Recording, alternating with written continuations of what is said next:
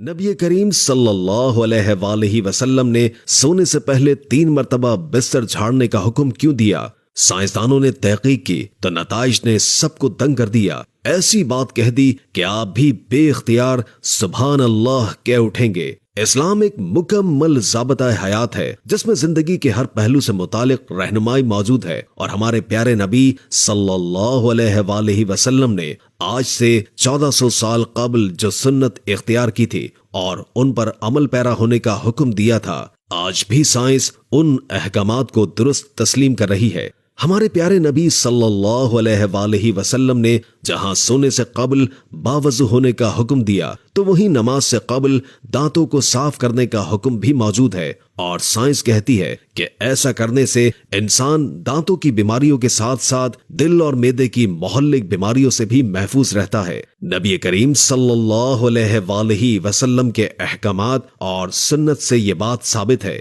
کہ سونے سے قبل اپنے بستر کو 3 بار جھاڑ لینا چاہیے۔ بظاہر تو ایسا نظر آتا ہے کہ اس حکم کا مقصد بستر پر کیڑے مکوڑوں یا کسی اور نقصان دہ چیز سے صاف کرنا ہے، لیکن سائنسی تحقیق میں ایسا ہوش ربا انکشاف ہوا ہے کہ آپ بھی دنگ رہ جائیں گے اور بے اختیار سبحان اللہ کہہ اٹھیں گے کہ کس طرح نبی کریم صلی اللہ علیہ وآلہ وسلم نے 1400 سال قبل پہلے ہی اپنی امت کو بچاؤ کی تدابیر بتا دی۔ سائنس کے مطابق انسانی جسم میں میٹابولزم کا عمل 24 گھنٹے جاری رہتا ہے، جس کے باعث ہر پل سینکڑوں نئے سیلز بنتے اور پرانے ٹوٹتے ہیں۔ حیران کن بات یہ ہے کہ سونے کے دوران جسم میں ٹوٹنے والے سیل بستر پر ہی گر جاتے ہیں، جو انتہائی چھوٹے ہونے کے سبب نظر نہیں آتے۔ اگر بستر کو بغیر جھاڑے ان پر سونے کے لیے لیٹ جائیں تو یہ مردہ سیلز جسم میں داخل ہو کر کئی مہلک امراض کا باعث بنتے ہیں، اور سائنس نے ہی یہ ثابت کیا ہے کہ ان مردہ سیلز کو صاف کرنے کے لیے